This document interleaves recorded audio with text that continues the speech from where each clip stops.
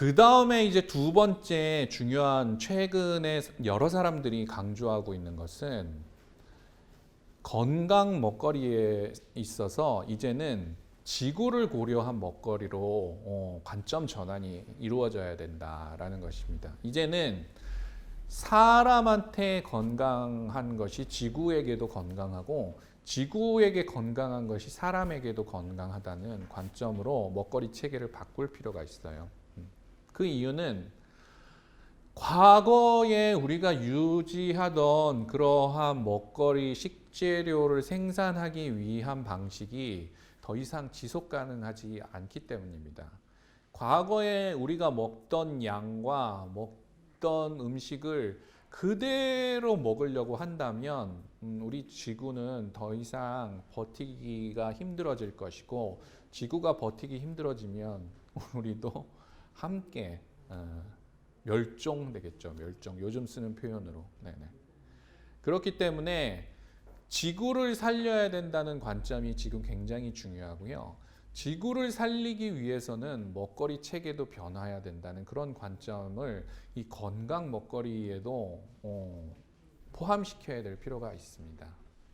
왜냐하면은, 그리고 지구를 위한 먹거리는 바로 우리 사람들의 건강에도 좋기 때문이에요.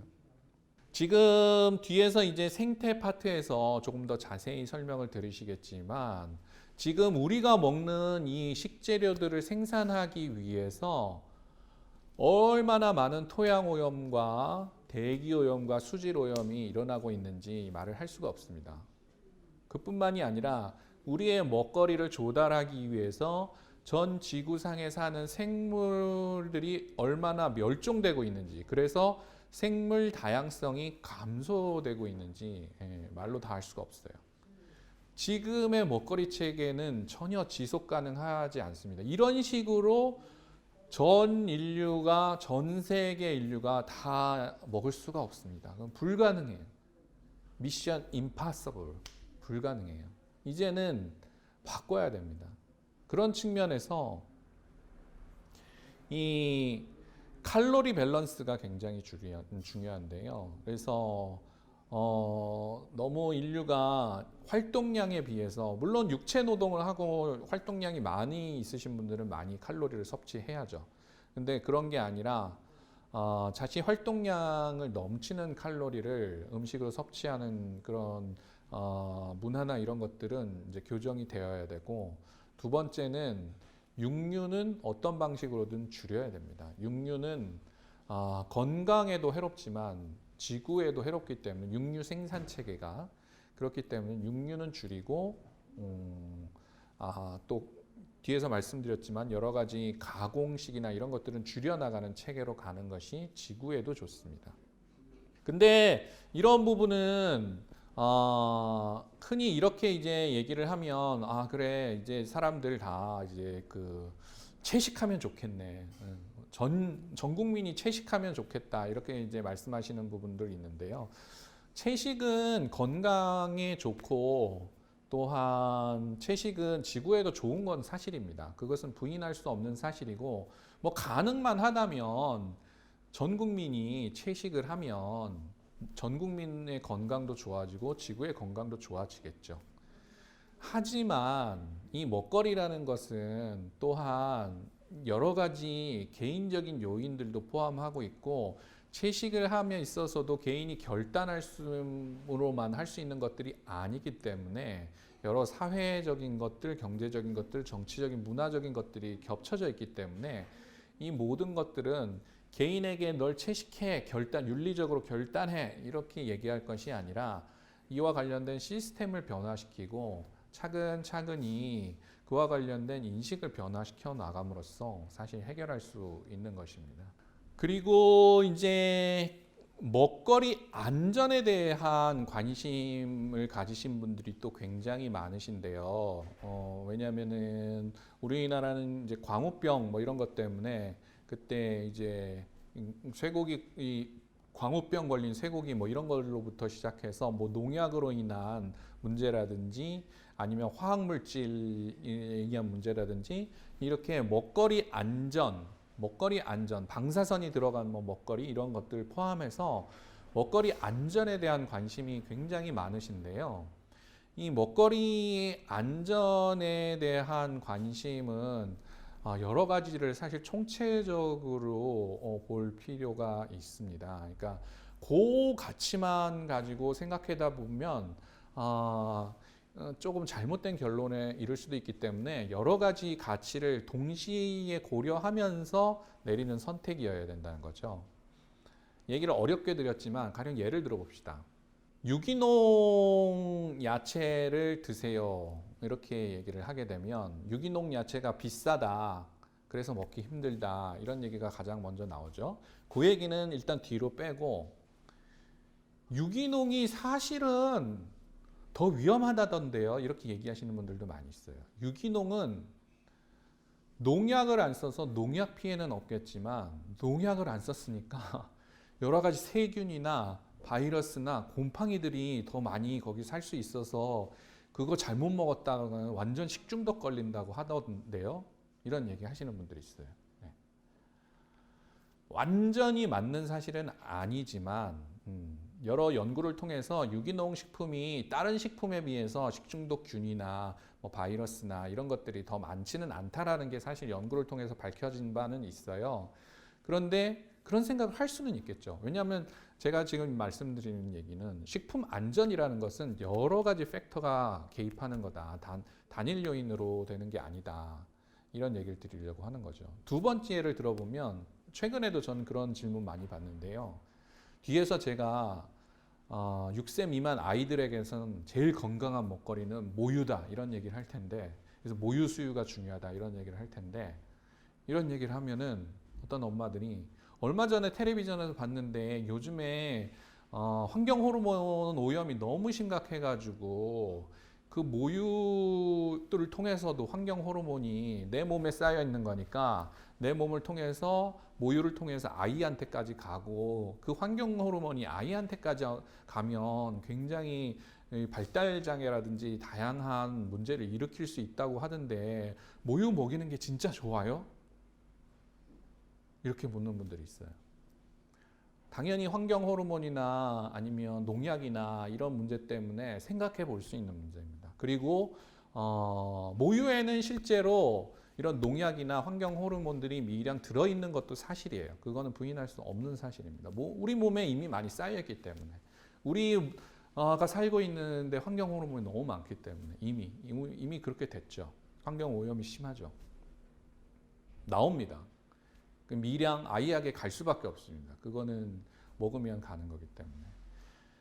그 위험과 근데 이제 모유를 먹이면 좋은 또 긍정적인 영향들이 많이 있죠. 건강 먹거리로서 분유를 먹이는 것보다 모유를 먹이는 것이 아이의 건강이나 발달이나 영양 상태 이런 측면에서 봤을 때 여러 면에서 봤을 때 훨씬 우월합니다. 모유가.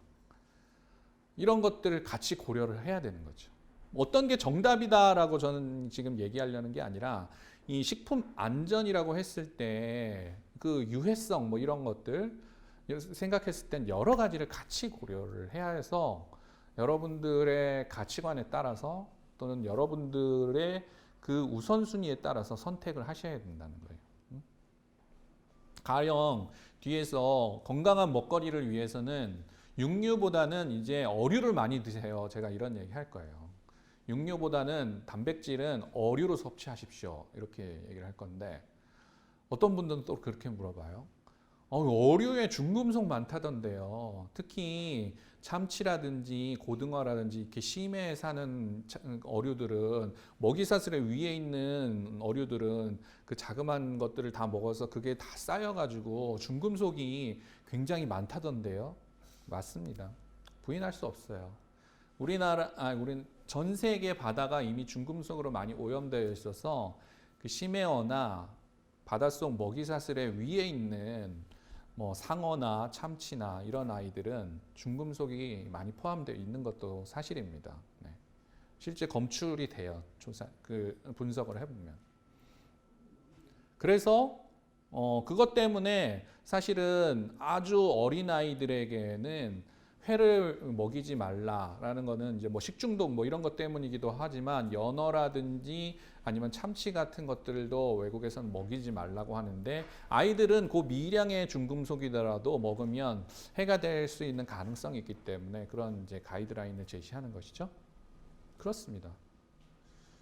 어류가 많이 먹는 게 좋지만 어류만 많이 먹으면 중금속도 쌓일 수 있는 것도 사실이죠. 지금 우리 살고 있는 이 세계가 인간들의 활동으로 인해서 이미 많이 훼손되고 오염이 심해서 이 먹거리 자체의 안전성을 고려할 때 이렇게 될 수밖에 없는. 견과류도 제가 나중에 많이 먹으세요 이렇게 얘기할 거예요. 특히 단백질과 지방을 견과류로 섭취하세요. 이 얘기를 하는 이유, 육류를 덜 먹으면 육류가 주요 단백질 원이고 육류가 주요 이제 비타민이나 미네랄의 원료인데 그러면 육류 대신 그런 걸 먹으려면 뭘 먹어야 됩니까? 주로 이제 어류와 견과류로 그런 걸 섭취하십시오. 이렇게 얘기하는데 견과류 많이 먹으면 일부 견과류에는 굉장히 암을 일으키는 그런 곰팡이 독소가 있다던데요. 맞습니다. 네. 맞아요. 네. 일부 견과류. 모든 견과류가 아니고 일부 견과류의 경우엔 그런 독소가 있는 것도 사실입니다. 그럼 그 견과류는 먹어야 되지 말아야 되나? 그런 게 아니라는 거죠. 제가 지금 말씀드리는 것들의 이 뉘앙스나 의미는 이해를 하실 거예요. 그러니까 몸에 좋으니까 그건 버려야 돼. 아니 먹어야 돼. 몸에 나쁘니까 그거는 위해하니까 안 먹어야 돼. 이런 게 아니라 여러 가지를 같이 고려하면서 먹어야 된다는 것이죠. 그 다음에 뭐 채소나 과일 많이 먹는 게 좋다 그러면 약간 시니커 하시는 분은 채소 과일을 사실 요즘 농약 키워서 뭐 유기농 먹으면 좋겠지만 유기농은 사실 돈 없어서 못 먹고 우리가 채소 과일 먹으려면 농약 친 거 그런 거 먹어야 되는데 채소 과일 먹으면 우리 몸에 농약만 쌓이잖아요. 맞아요. 농약 많이 치죠. 네. 유기농 우리나라는 농사 짓는데 농약 많이 쓰는 나라입니다. 솔직히 말해서 많이 쓰는 나라예요. 그 부분이 빨리 개선이 돼야 되는데 개선이 굉장히 더딘 나라고 유기농도 외국에 비해서는 지금 활성화가 안 돼 있고 외국에 활성화되어 있는 나라는 유기농이 그냥 일반 채소보다 비싸지도 않아요. 쉽게 구할 수 있어서 유기농으로 많이. 우리나라는 아직 유기농이 비싸고 접근하기도 힘들고 그렇죠. 농약을 더 많이 써요. 농약 쓰는 게 훨씬 편하거든요. 우리나라 과일, 우리나라 야채 농약 많습니다. 부인할 수도 없는 사실이에요. 물로 씻으면 된다. 그렇죠. 수용성 농약은 이제 어려운 걸로 가면 수용성 농약, 지용성 농약, 물에 녹는 농약과 물에 안 녹는 농약이 있는데 대부분 많이 쓰는 농약은 물에 녹는 농약들이어서 물에 잘 씻으면 물에 씻겨서 없어지는 것도 사실이에요. 아주 많은 양에 묻어져 있는 농약들은 물에 잘 씻으면 씻겨집니다. 근데 미량 남아있죠. 아무리 잘 씻는다고 하들 그게 안 남아있겠습니까? 미량 남아있어요. 그리고 그거를 알 수 있는 거는 우리나라 사람들 그래서 피 뽑아가지고 농약 검사해보면 피 안에 미량의 농약들이 다 나옵니다. 네. 우리가 먹고 있는 거에 농약이 얼마나 많은데요. 그리고 농약은 건강에 해롭죠. 그것도 맞아요. 그러면 농약 무서워서 야채나 채소 안 먹어. 이렇게 해야 될까요? 제가 질문을 던지는 거예요. 그리고 우리나라는 그런 경우가 좀 적지만 가령 저개발 국가 같은 경우 경제적으로 낮은 수준에 있는 나라의 경우에는 워낙 기아 문제가 심각하기 때문에 아예 어떠한 먹거리라도 먹지를 못하는 거죠. 어떠한 먹거리라도 먹지를 못하니까 약간 먹거리의 위험성이 있는 가령 식중독 가능성이 있는 먹거리라도 일단 먹이고 봐야 되는 그런 나라에 대해서는 우선순위가 물론 가장 아이디어란 거는 아주 안전한 먹거리를 그런 아이들이나 기아에 빠진 분들에게도 드리는 게 제일 좋죠. 근데 그게 잘 안 되니까 거기서는 우선순위가 이제 바뀔 수밖에 없는 것이죠. 제가 이제 계속 이 부분을 좀 어려운 부분이고 이 부분은 그래서 이제 토론을 해봐야 될 부분인데 말씀드리는 이유는 이 먹거리 안전 이슈는 그래서 그 단일 이슈로서 중요한 가치가 있고 굉장히 중요한 가치지만 여러 가지를 함께 고려해서 내가 무엇을 먹을까 이런 걸 고민할 때는 선택을 해야 된다라는 말씀을 드리고 싶습니다.